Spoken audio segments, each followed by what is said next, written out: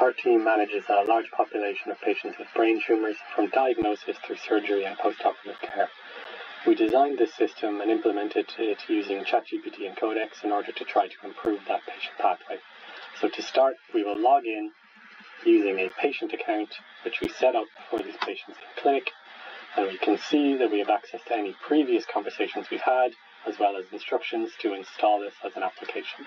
We can then raise a new inquiry and say, for example, that I'm still having some headaches after our operation last week, and we can send that. We then have a large language model that uses our knowledge documents and works through a workflow to try to clarify these problems since the operation, getting better.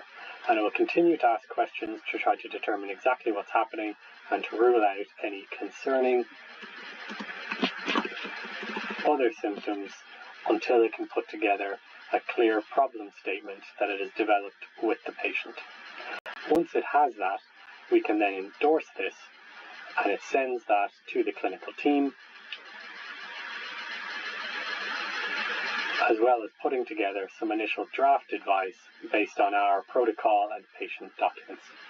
Once this has been submitted, we can then log in using one of our clinician accounts and see the clinician dashboard.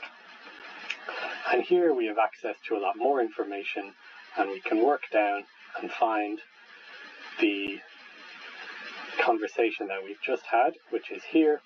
And here we have a summary of the patient and their history and the full chat transcript, as well as the summary that the LLM has given us and the initial draft advice.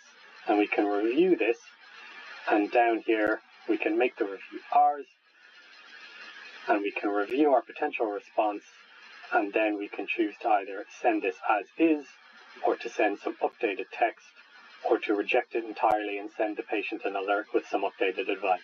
And here we will just confirm this and send it, and that ends this interaction.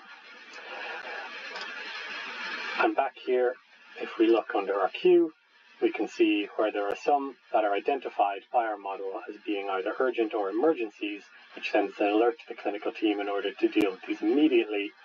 And on the left, we can work through our other tabs, which show us how these workflows are defined, as well as the clinical protocols that tell us what to do in these situations, which is what our model uses in order to make these decisions.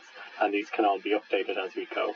And this gives us a more formalized pathway in order to try to manage these outpatients quickly and efficiently